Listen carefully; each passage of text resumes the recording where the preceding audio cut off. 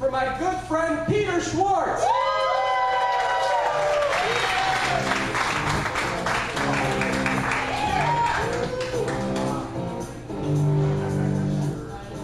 Thank you. Oh, goodness. Leave it off, huh? By the way, can I just point out this is the first time I've ever brought a drink on stage, so I really hope it goes well. We'll see. We'll find out. Okay, so I don't know if you can all tell from where you're sitting, but I am sort of white. And the thing, like white as I am, I do still enjoy, like, you know, the rap music, hip hop, what have you.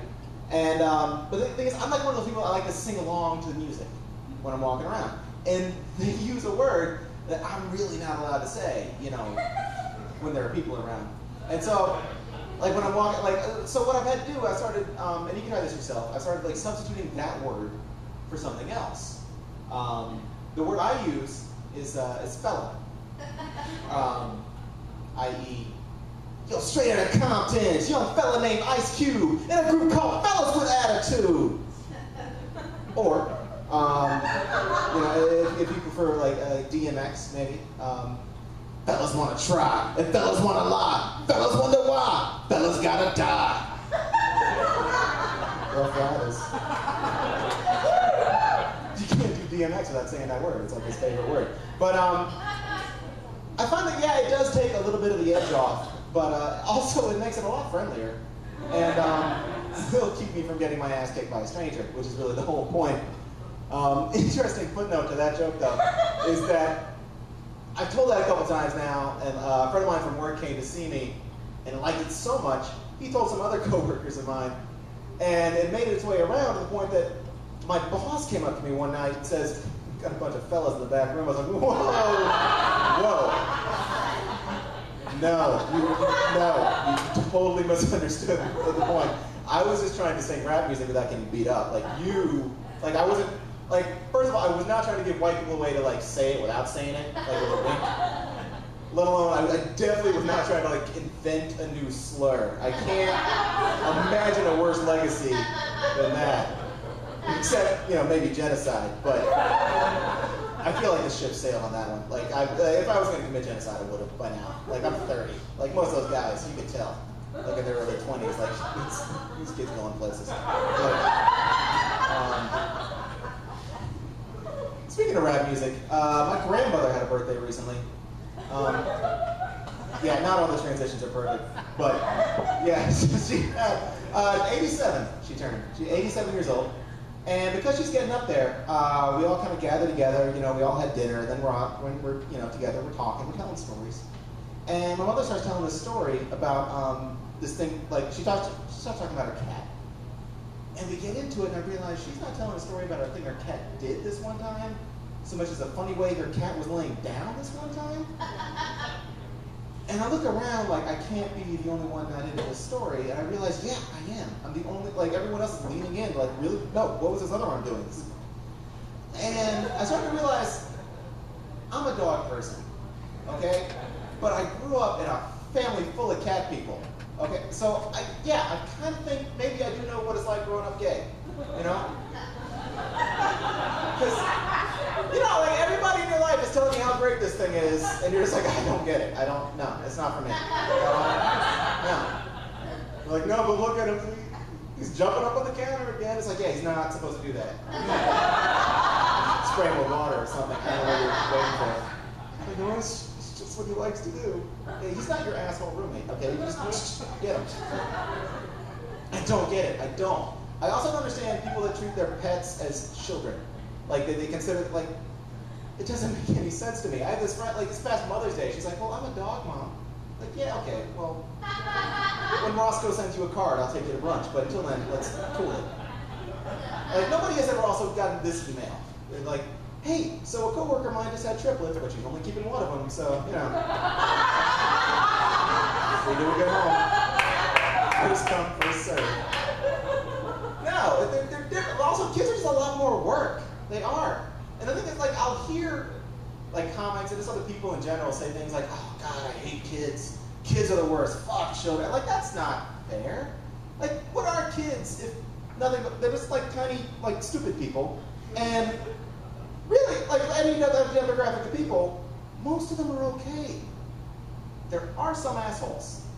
The problem with kids, though, is that for some reason you're not allowed to call them on being an asshole. Like, everyone gets upset. They're like, no, you can't do that. That's not your kid. Like, why do I have to be related to somebody to tell them to quit being such a douchebag? You know, like, you've been there. Like, you're at the grocery store, and you're like, wow, that guy's a dick. He's 5. Still.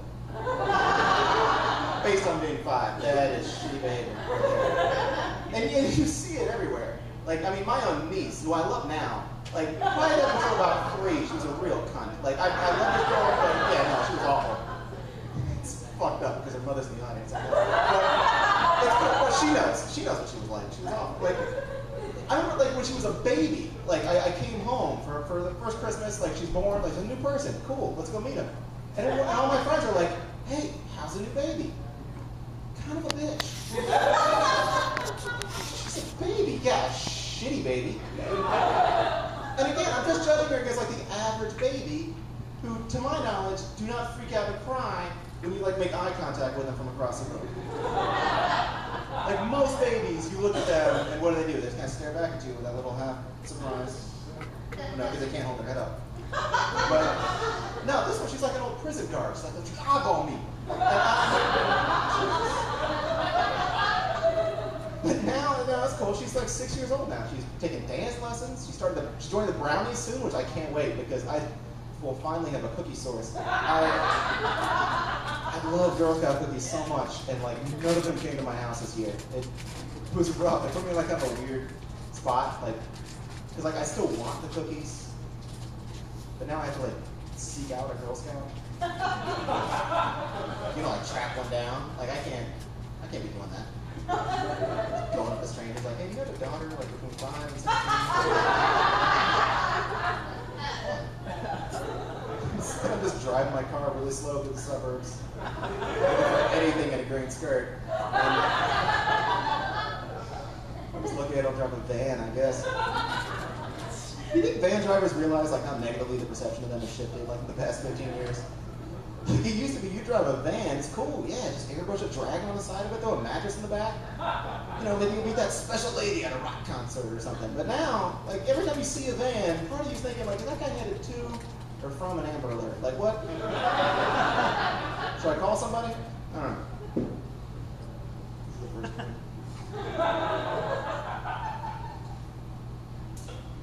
So self-conscious of it now. I saw something funny the other day, and I wanted to share it with you, because, you know, comedy show. And it was a bumper sticker. It said, I heart somebody with Down syndrome. And I thought, well, that's nice. That's not the funny part. What was funny to me was that the size of the typeface, it was like a 12-point font. It was really fucking tight. Like, I'm stopped behind this guy at a red light. I kind of had to lean forward and squint just to read it. Which to me kind of negates the whole point of the thing. Like, you're basically saying, yeah, I heart somebody with Down syndrome. I'm still totally ashamed of it. Like, no. Like, I mean, yeah, I love the guy, but when company's over, we still hide him in the basement like sloth. We're not gonna... That's not cool. You ever seen the person I'm making fun of as a guy with a bumper sticker, right? Like, I'm not trying to make fun of somebody with Down syndrome. That's not cool.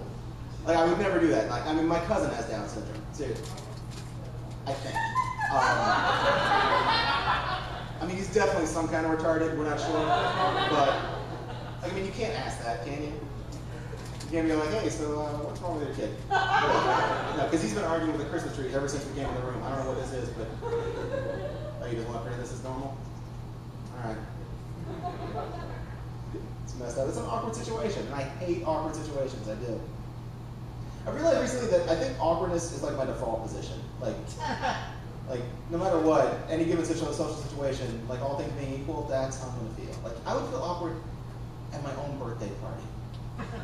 Room full of like nothing but my closest friends, family. They're all trying to wish me well. All I can think is, God, I hope everybody has stuff to talk about. It's my work friends and my bar friends. They're all mingling. This is gonna be awful.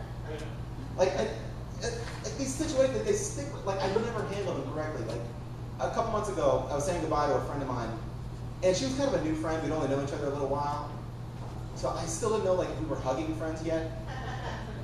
So we wound up and like she's not making a move. So I'm in like this weird like Teddy Ruxpin. Like are we children? going for the hug. And she never, like, we ended up high-fiving. Because that's what adults do when they say goodbye. It's awful. I do think I'm getting better at it, though, because, like, I had this situation recently. I was at the bathroom in my gym. Well, the locker room, what have you. And the way it is, like, there's like a little, like, semicircle of lockers, and then the bathroom's on the other side. And I walk in, and I see this gentleman stark naked, head to toe. Not hiding it either. Like, he had a towel right there, but apparently that's not important. If anything, he was cheating out, really. Like, because, like, he's at a 45-degree angle to the locker. And I'm looking, I see him, and I'm like, all right, fine. And then I see him, he starts to get dressed. Now, when you're getting dressed and you're fresh out, like when you're starting, like, what's the first thing you put on? Underwear, right? Yeah. You know who else says that? Pretty much everybody else in the world. Like, everybody, like, no matter what, like, maybe if you're commando, you go straight for pants. But, like, regardless, you address the Southern Hemisphere, and then you work your way up. Like, that's how that's supposed to work.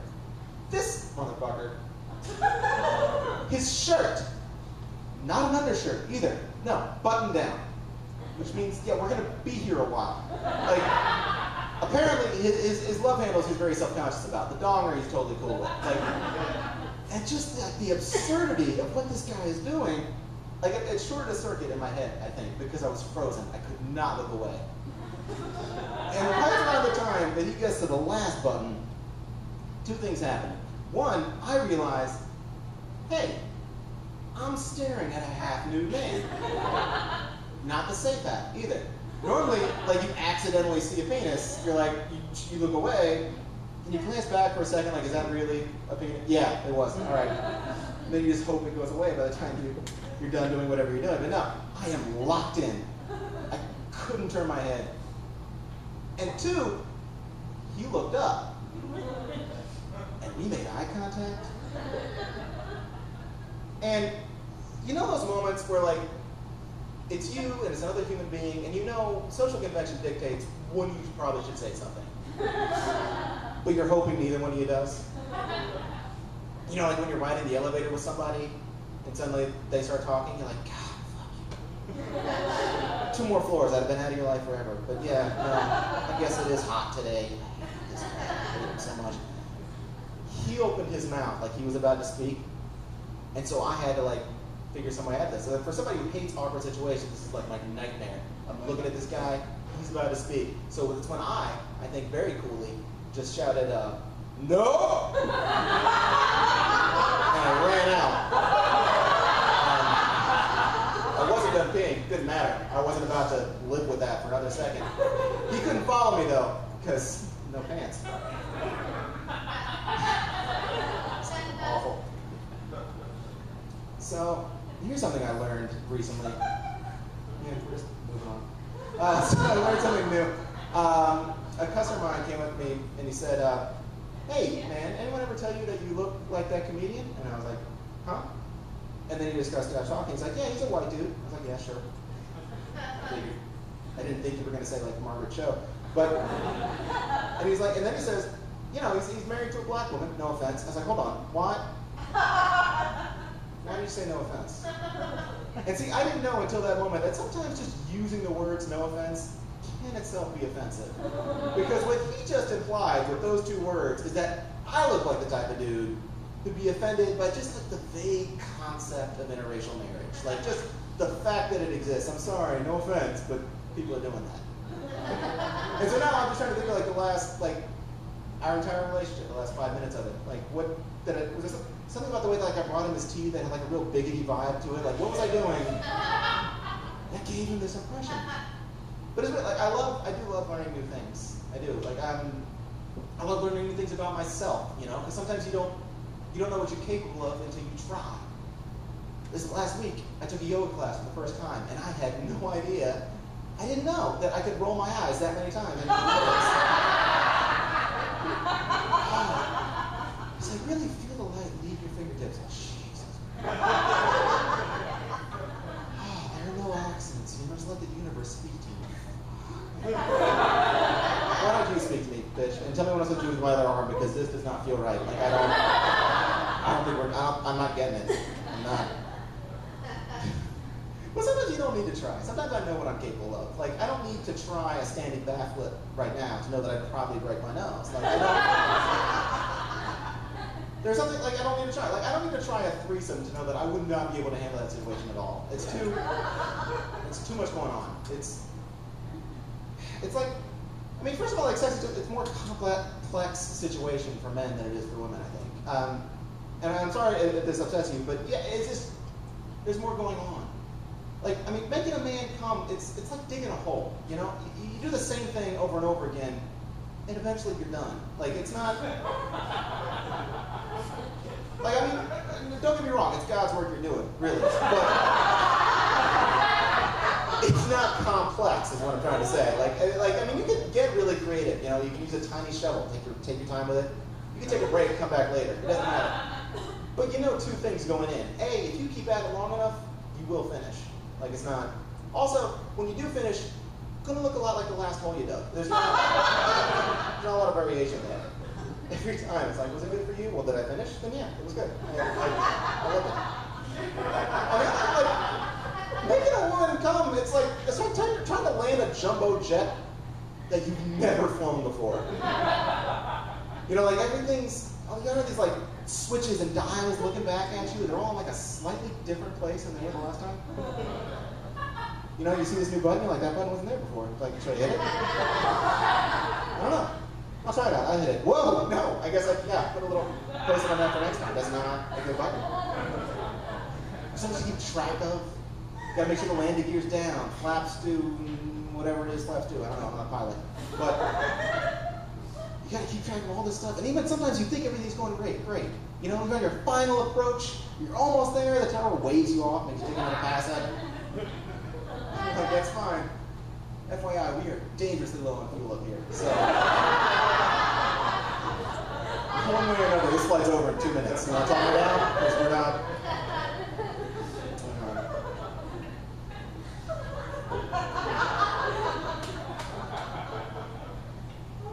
So you know how sometimes, like, when you're at a restaurant or whatever, and there'll be like a special event going on, you know, like, I don't know, some woman turned 90 or somebody got a promotion, but there's a bunch of people that are celebrating, but they don't have enough people to, like, rent out the whole place.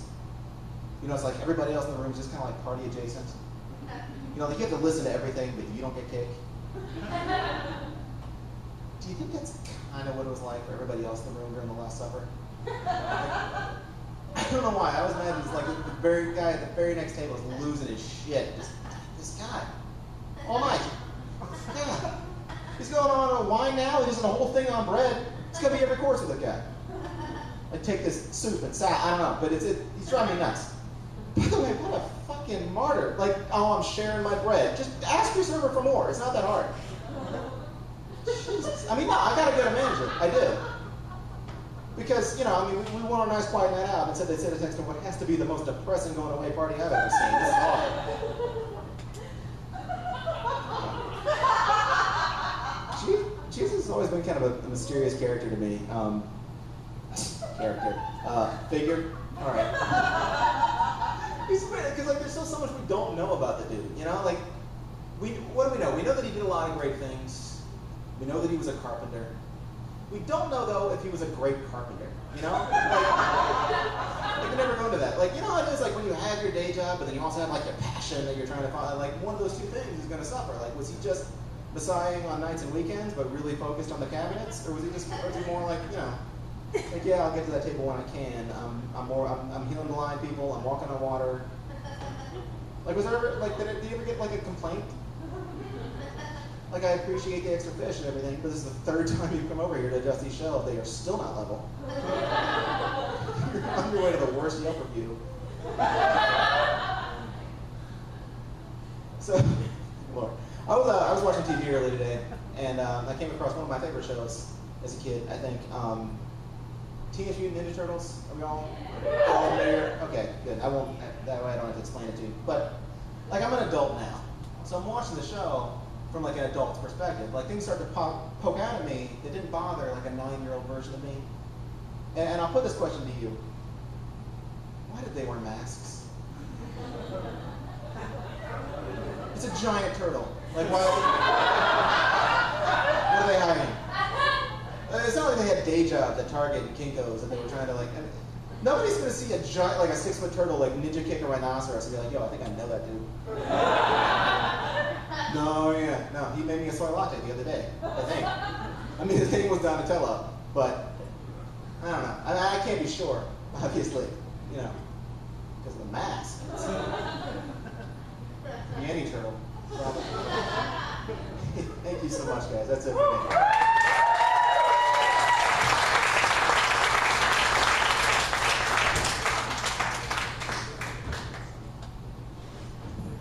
Thank you very much. Give a hand for Peter Schwartz, please, everyone.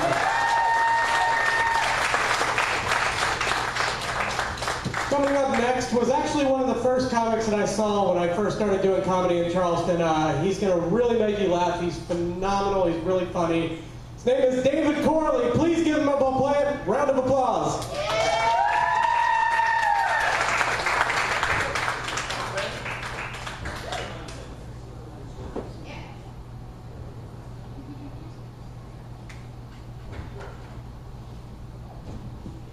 All right, how's everybody doing?